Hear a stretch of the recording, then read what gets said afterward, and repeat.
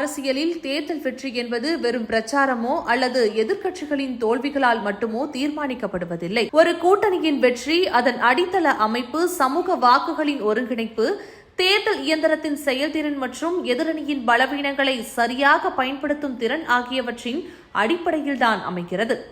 இந்த கோணத்தில் பார்க்கும்போது அதிமுக பாமக கூட்டணி 2026 சட்டமன்ற தேர்தலில் குறிப்பிடத்தக்க வெற்றியை பெறுவதற்கான வலுவான அடித்தளத்தை கொண்டுள்ளது. எடப்பாடி பழனிசாமி கொண்டுவர முயன்ற வன்னியர் உள்ஒதுக்கீடு வட மாவட்டங்களில் அவருக்கு நல்லெண்ணத்தை உருவாக்கியது. அதனால் பாமகவின் ஓட்பேஸ்க்கும் அதிமுகவின் லீடர்ஷிப்க்கும் ஒரு சைலண்ட் கோஆர்டினேஷனும் தற்போது உருவாகியுள்ளது. இதைவிட முக்கியமானது, திமுக அரசின் ஃபெயிலியர் தற்போது மக்களிடம் பேச ஆரம்பித்துள்ளது. சென்னையில் தண்ணீர் பிரச்சினை, வேலைவாய்ப்பு வாக்குறுதிகள் கிரவுண்டில் ஜீரோ, நலத்திட்டங்களில் ஊழல் குற்றச்சாட்டுகள், அதிகாரிகளின் அலட்சியம், இவையெல்லாம் தேர்தல் நாளில் வாக்குச்சாவடியில் எதிரொலிக்கும்.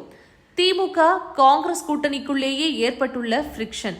காங்கிரஸ் அதிக சீட் கேட்கின்றது, ஆனால் கிரவுண்ட் ஸ்ட்ரென்த் குறைந்து கொண்டே போகின்றது. விசிகாவிற்கும் திமுகவிற்கும் இடையிலான தலித் பிரச்சனைகளால் டிஸ்சாட்டிஸ்பாக்சனில் இருக்கும் விசிக மற்றும் திமுக. இப்படி திமுகவின் கூட்டணிக்குள்ளேயே பல குளறுபடிகளும் விரிசல்களும் இருக்கத்தான் செய்கிறது. இப்படி திமுகவினுடைய கூட்டணிக்குள் பல விரிசல்கள் இருக்கும் சமயத்தில் அதிமுகவினுடைய கூட்டணி ஒரு பலம் நிறைந்த வலுவான கூட்டணியாக தற்பொழுது உருவெடுக்க தொடங்கியுள்ளது.